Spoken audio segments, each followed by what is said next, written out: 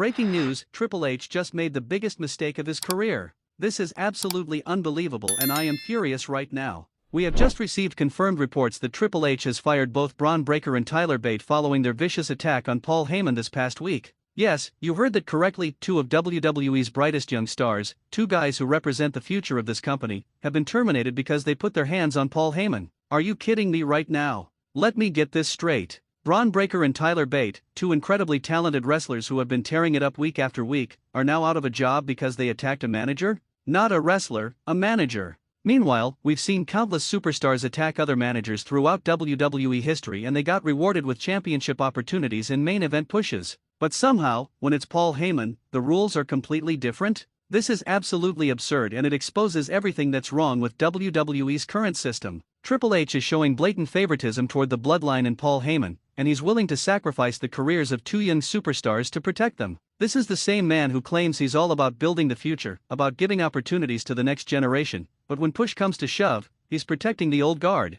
Let's talk about what actually happened here because context matters. Bron Breakker and Tyler Bate attacked Paul Heyman after weeks of being disrespected by the bloodline. They've been overlooked, they've been ignored, and they finally snapped and took matters into their own hands. That's called making a statement. That's called trying to get noticed in a company where everyone is fighting for screen time. But instead of capitalizing on this incredible heat and this amazing storyline potential, Triple H decides to fire them. Do you know who else attacked managers in WWE and became megastars because of it? Stone Cold Steve Austin attacking Vince McMahon, CM Punk attacking Paul Bearer, Edge attacking Vicky Guerrero. The list goes on and on. Attacking authority figures and managers has been a staple of wrestling storytelling for decades. It creates heat, it gets people talking, and it elevates careers. But apparently in 2025, if you touch Paul Heyman, your career is over. This decision is so backwards and so short-sighted that I honestly can't believe Triple H approved it. Bron Breakker is a third-generation superstar. His grandfather was the legendary Blackjack Mulligan, his father and uncle were the Steiner brothers, one of the greatest tag teams in wrestling history. Bron has all the tools to be the next big thing in WWE. He's got the look, he's got the athleticism, he's got the intensity, and most importantly, he's got the IT factor that you cannot teach. And Tyler Bate? Don't even get me started on how talented this guy is. He's been wrestling since he was a teenager, he was the inaugural UK champion, and he's put on multiple 5-star classics. This man can work any style with anyone and make it look effortless. He's exactly the kind of wrestler that WWE should be building their future around. But no, he's fired because he was part of an angle that was actually working and getting people invested. You want to know what the real problem is here? Paul Heyman is untouchable in WWE. He's become this protected species that nobody is allowed to go near without severe consequences. And why? Because he's been aligned with Roman Reigns for the past 4 years? Because he's the special counsel to the tribal chief? Give me a break. Paul Heyman is a manager. His job is to get heat and put his wrestlers over. His job is to be the guy that everyone wants to see get what's coming to him. That's literally what managers have done since the beginning of professional wrestling. But in modern WWE, Paul Heyman has more protection than actual wrestlers. He's got more job security than guys who are in the ring putting their bodies on the line every single night. This firing sends a terrible message to the entire WWE locker room. It tells every single wrestler that if you try to create an edge to your character, if you try to do something that generates real heat and gets people talking, you might lose your job. It tells everyone that playing it safe is the only way to survive. How is that supposed to create compelling television? How is that supposed to create the next generation of stars? The timing of this couldn't be worse either. WWE is in the middle of their Netflix era, they're trying to present themselves as this edgy, must-see product, and then they fire two guys for doing something edgy that actually got a reaction. Make it make sense. You can't claim you want wrestling to be cool and unpredictable and then punish people for being cool and unpredictable. Let's talk about the double standards here because they are outrageous. The bloodline has been attacking people for years. They've assaulted referees, they've attacked legends, they've jumped people backstage, and what happened to them? Nothing. They got pushed to the moon. Roman Reigns had the longest championship reign in modern history. But when someone finally fights back against the bloodline and their representative, they're the ones who get fired. Remember when the Usos were attacking people left and right during Roman's title reign? Did they get fired? No. They became tag team champions. Remember when Solo Sikoa was destroying people backstage? Did he get fired? No. He became the new tribal chief. But Bron Breakker and Tyler Bate attack Paul Heyman one time and they're gone. Where is the consistency? And let's address the elephant in the room. This reeks of Paul Heyman using his backstage influence to get people fired. Everyone knows Paul Heyman has Triple H's ear. Everyone knows Paul has been a mentor and friend to Triple H for decades. So when Paul gets attacked and suddenly the guys who did it are immediately terminated, you don't think there's a connection there. This is backstage politics at its absolute worst. Bron Breakker should be furious right now, and honestly, every wrestling promotion in the world should be lining up to sign him immediately. Can you imagine Bron Breakker showing up in AEW? Can you imagine him going to New Japan and tearing through their roster? Any company that signs Bron Breakker just got themselves a future world champion. WWE is going to regret this decision so badly when they see Bron becoming a megastar somewhere else.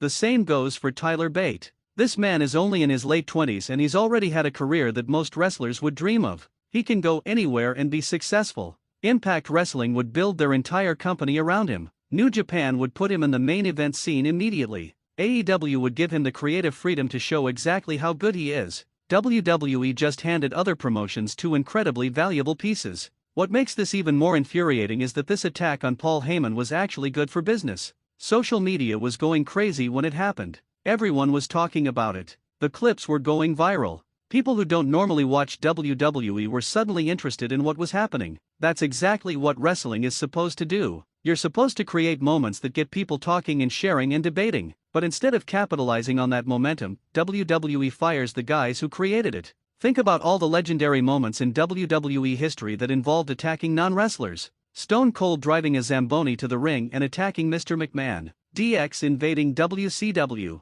The Nexus destroying everything and everyone in sight. All of those moments were iconic and they're still talked about decades later. But if those happened today, apparently everyone involved would be fired immediately. This is the problem with modern WWE, they're so concerned with being corporate and professional and protecting certain people that they've forgotten how to create actual wrestling angles.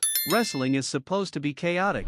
Wrestling is supposed to have consequences. Wrestling is supposed to have people crossing lines and doing whatever it takes to get ahead. But you can't have any of that if everyone is going to get fired for stepping out of line. And let's be real about something else, Paul Heyman is not some innocent bystander. This is the man who has been manipulating and scheming for decades. This is the guy who turned his back on CM Punk. This is the guy who has cost countless wrestlers their opportunities. Paul Heyman is a heel. He's supposed to get what's coming to him eventually. That's how wrestling works. But apparently WWE has forgotten that basic storytelling principle. You know what should have happened instead of firing Bron and Tyler? Triple H should have suspended them for a few weeks to sell the severity of what they did, built up anticipation for their return, and then had them come back even more aggressive and determined. You could have had a whole storyline about them being loose cannons who don't care about the rules anymore. You could have positioned them as anti-authority rebels who fight for all the wrestlers who are tired of being held down. That would have been money. But no, we don't get any of that because they're fired. The WWE universe is absolutely livid about this decision, and rightfully so. Go look at social media right now, fans are demanding that Triple H reverse this decision.